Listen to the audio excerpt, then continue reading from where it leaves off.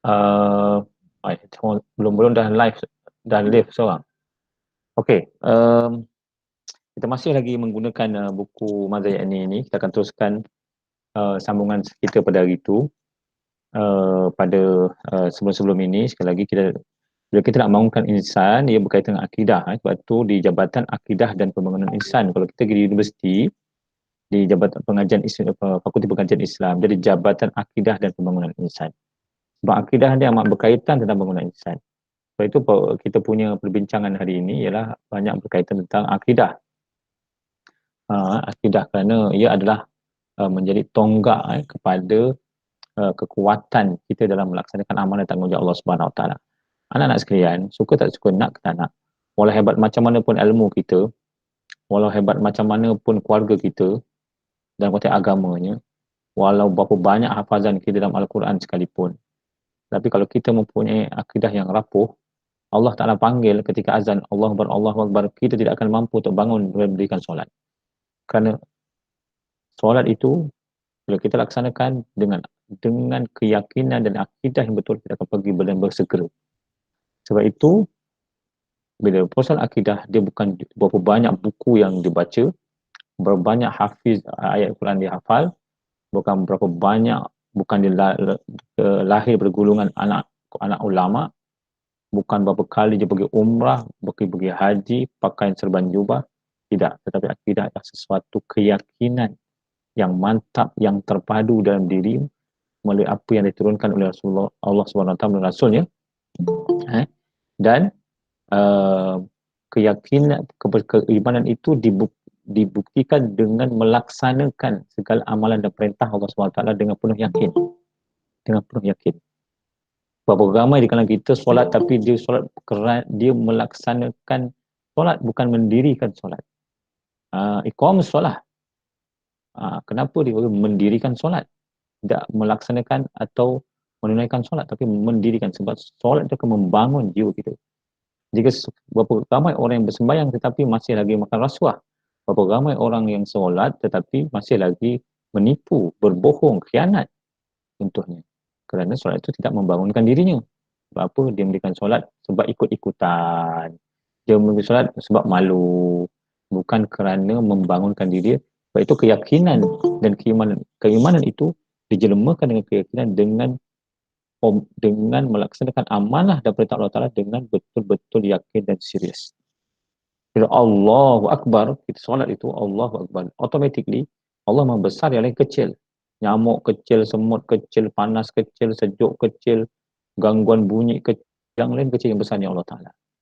Jadi kita tak kisah lama ke, sekejap ke, penat ke, letih ke, panas ke, berpeluh ke, itu dah tak dikisah begitu. Dan macam mana kita nak mendatangi solat. Kalau kita bila solat, bila dipanggil baru pergi, ataupun bila kita tahu pukul 1.26 masuk sembahyang, pukul 1.16 kita dah bersiap, bukan bila azan baru kita masih relax, qamat baru kita kelang kabut ambil wuduk. Itu maknanya kita masih level rendah lagi pada sekalian. Kenapa saya bercakap hari ini? Sebab suka tak suka, nak ke tak nak, dengan situasi pada hari ini jelas menunjukkan bahawa kita berada di the age of fitan, kita berada di zaman fitnah. Kita berada di zaman fitrah yang luar biasa, yang cukup mencabar akal pemikiran, lebih-lebih lagi mereka yang beragama atau mereka yang hafal Quran seperti anda semua. Kita berada di zaman fitnah yang luar biasa, yang sempurna fitnah je. Apa maksud saya? Fitnah ni maksud ialah kebaikan dan buruk tu kita boleh bezakan antara baik dan buruk. Itulah Dajjal. Kita dapat bezakan antara baik dan buruk. Jadi sebab itu, pada berjaya sekalian, kenapa kita masukkan pembangunan insan ni dalam silibus kita? Sebab kita nak anda lahir daripada semak tahfiz ni, keluar, sebelum masuk ke universiti, anda mempunyai jati diri, akal budi dan cita diri yang mantap. Ini di antara keperluan yang menjadi dasar utama. Dan kita nak anda boleh berada di apa-apa lapangan pun di keluar nanti. Dan anda akan berjaya menjadi insan soleh dan musleh. Sudahkan saja orang yang baik, tetapi berusaha untuk menjadi baik dan memperbaiki orang lain. Itu. Sebab itu pentingnya akidah tadi. Sebab itu bila dia dah selesai isu keimanan dan akidah anak-anak sekalian, Apa sahaja yang Allah Ta'ala apa sahaja arahan Allah Ta'ala Al-Quran, solat ke, puasa ke, zakat ke, menutup aurat ke, menjaga masa, hormat ibu bapa, hormat ulama, mengamalkan sekalian Al-Quran, kita akan lakukan dengan penuh sungguh-sungguh dan serius bila kita laksanakannya. Kerana kita dapati bahawa cabaran umat Islam pada ini, mereka tidak serius dalam beribadah, mereka tidak serius dalam melakukan satu kerja. Sebab itu 10 negara termiskin di dunia ialah 8 daripada negara Islam. Negara yang penduduknya itu adalah ramai orang Islam. Bukan kerana Islam itu mundur. Mesti ada sesuatu yang tertanam di pemikiran dia. Melalui budaya, akal bidang mereka. Sebab itu Islam inilah yang transform seseorang itu. Islam itu transform kita. Islam itu transform kita. Dulu masyarakat Melayu di Malaysia, orang-orang Melayu di lebih kurang 1800, 1000 sebelum kedatangan Islam ke tanah Melayu ini, dengan pakaiannya macam mana, pergaulannya macam mana, makannya macam mana. Kalau kita lihat gambar-gambar yang tertulis di dinding-dinding gua, ada binatang babi apa, maknanya orang Melayu ni kawasan makan babi lah dulu sebelum Islam datang. Dan bila Islam datang, transform, dia bagi pakaian, ditutupkan aurat, perempuan pakai tudung, lelaki pakai menutup aurat, kemudian menjadi pemegang atau mereka begitu berpegang dengan agama. Dan makan babi dah tak makan dah, dan mereka jadi membenci, bahkan menjadi konotasi ataupun bahan-bahan yang menunjukkan kebencian kita pada apa istilah yang diistilahkan sebagai haiwan yang bernama babi tadi. Itu contoh. Tapi ini nak beritahu bahawa Islam itu datang. Selain daripada itu, melahirkan rasa malu di kalangan orang Melayu sendiri. Islam itu menyebabkan kita ada sense of shame, kita ada rasa malu. Malu untuk buat maksiat, malu untuk berzina, malu untuk rasuah, malu untuk salah guna kuasa. Islam itu telah masuk ke dalam diri kita dan transform kita. Walaupun siapa pun diri kita, orang Jepun ke, orang Cina ke, orang India ke, Afrika Selatan ke, orang Eropah ke, Islam itu telah menjana mereka. Itu bangun insan. Sebab itu dalam cabaran hari ini, dia merentas, bila merosakkan umat ini, dia merentas. Sebab itu, cucuk akidah ni. Sebab itu apabila Salahuddin Al-Ayyubi, ketika dia berjaya membuka kota Konstantin, ketika dia Jerusalem dapat Masjidil Aqsa, Salahuddin Al-Ayyubi, dia mengambil masa, generasi yang dibina dan mengambil masa 300 tahun. Generasi tentera-tentera Salahuddin Al-Ayyubi ini mengambil masa 300 tahun untuk membinanya, daripada Maghribi sampai ke Parsi, sampai ke Iran. Madrasah masa dibina dan membetulkan akidah selama 300 tahun. Baru mereka berjihad menolak perkauman. Mereka menolak isu kaum bangsa-bangsa yang melihat Islam itu adalah lebih besar daripada bangsa mereka, dan mereka bersama-sama dengan Salahuddin Al-Ayyubi. Dan Salahuddin Al-Ayyubi ini pula adalah sebenarnya yang membina generasi ini ialah di Nuruddin Az-Zinki. Nuruddin Az-Zinki ini adalah yang maharaja itu atau sultan itu, tapi dia wafat atau meninggal dunia ketika sedang dipersiapkan, dan Salahuddin Al-Ayyubi lah yang mengganti dan membawa tentera-tentera mereka ini dan akhirnya membuka Konstantin.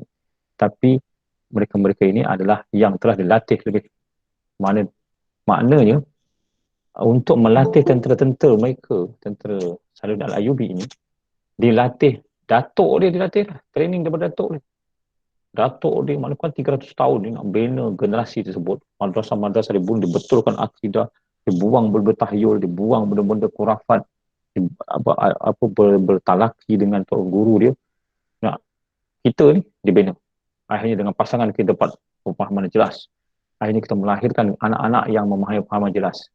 Kemudian cucu-cucu yang mempunyai cucu yang lahir itu daripada suasana yang baik itulah yang menjadi tentera Salahuddin Al-Ayyubi. Maknanya 3 generasi. Jadi kalau kita nak melahirkan di Malaysia ini anak-anak muda yang luar biasa, sebenarnya kita adalah pemulanya yang akan melaksanakan cucu-cucu kita. Kita dengan kita belajar ni, apa yang kita dapat anak kita dapat yang lebih mantap anak kita ni, kemudian baru cucu dia boleh faham. Sebab kita bukan ada cabaran dan sebagainya, kita membina benteng membina keluarga, membina benteng, membina sistem, dilatih. Kemudian anak kita melaksanakan dan membangunkan sistem tersebut, sistem kehidupan yang beragama, dengan memahami fiqh ta'ayush. Dalam Malaysia ni negara berbagai kaum, so kita bagaimana kita membina kehidupan yang boleh damai dengan bangsa-bangsa dan agama lain contohnya. Jadi kita dah tersedia, kita latih anak kita mereka bergaul dengan akhlak dan budi pekerti di depan kita dan juga bukan Islam contohnya. Kemudian cucu tu baru dia akan betul-betul mantap kerana dia dah bersedia di dalam suasana tersebut, baru dia akan ke hadapan. Ini 300 tahun yang projek sekian. Ini bukan 5-6 bulan ni projek. Apa yang anda pergi program ini, yang program nak bangunkan anda, sebenarnya sedang membangunkan cucu anda. Kita sedang membina cucu anda. Bukan kita bina anda begini saja. Kita sedang membina cucu anda sekarang. Dengan anda kefahaman, anda akan cari pasangan hidup yang mempunyai kefahaman yang benar, sama dengan anda. Suami isteri yang mempunyai kefahaman hidup yang bermatlamat untuk dia berterobih kerana Allah Ta'ala dan Rasulnya. Kemudian dia akan didik anak-anak dia dengan kehidupan. Kalau kita tengok rajulun nasya'u li'ibadati rabbih, iaitu anak-anak yang hidupnya pun dengan peribadatan. Suami isteri kita bangunkan anak, bangun. Jadi kecil. Dia kecil dah budaya, dah terasuh dengan kehidupan yang bagus, yang baik, yang bi'ah solehah, dan masa ini mereka ke hadapan. Macam contohnya kita generasi, kita dah bercampur-campur. Sebelum ni entah macam campur-campur. Jadi kita tak tulen lagi. Anak kita pun akan berlaku percampuran juga. Sebab itu kita nak bina generasi, kena bina keluarga. Apa kita bina, dan kita tidak akan berhenti untuk membina generasi ini. Kerana bila kita dipanggil Allah SWT, kita akan rasa itu bahagia sekali kerana kita telah melaksanakan amalan perintah Allah Ta'ala. Selama 2 minggu ini saya telah Allah Ta'ala telah menghantar message kepada kita. Ramai rakan-rakan saya meninggal dunia. Tok guru saya meninggal dunia. Murabi saya meninggal dunia. Dalam masa 2-3 minggu, hampir setiap hari, setiap malam kita baca Yasin. Baca Yasin ni, Malaysia baca Yasin untuk seorang lagi. Baca Yasin untuk seorang lagi. Meninggal. Tidak semestinya COVID lah. Jadi kita melihat bahawa ini adalah murabi ataupun guru-guru kami yang mendidik kami. Siapa yang kita nak bina sekarang? Mereka telah meninggalkan kita. Kita kena bina sesuatu. Dan saya kena deliver pemikiran mereka ini kepada anda semua supaya anda dapat sesuatu pemikiran yang membina Islam di dalam zaman the age of fitan, zaman fitnah. Bila kita nak membina Islam zaman fitnah, dia berbeza dengan zaman-zaman yang zaman keemasan Islam. Kita kena berbeza. Kita kena bangun ke hadapan baca-baca sekalian. Jadi ini di antara mukadimah. Belum masuk lagi mukadimah kita. Mukadimah saya nak beritahu bahawa kepentingan kelas ini tidak lain tidak bukan ialah untuk membangunkan anda. Untuk membangunkan anda.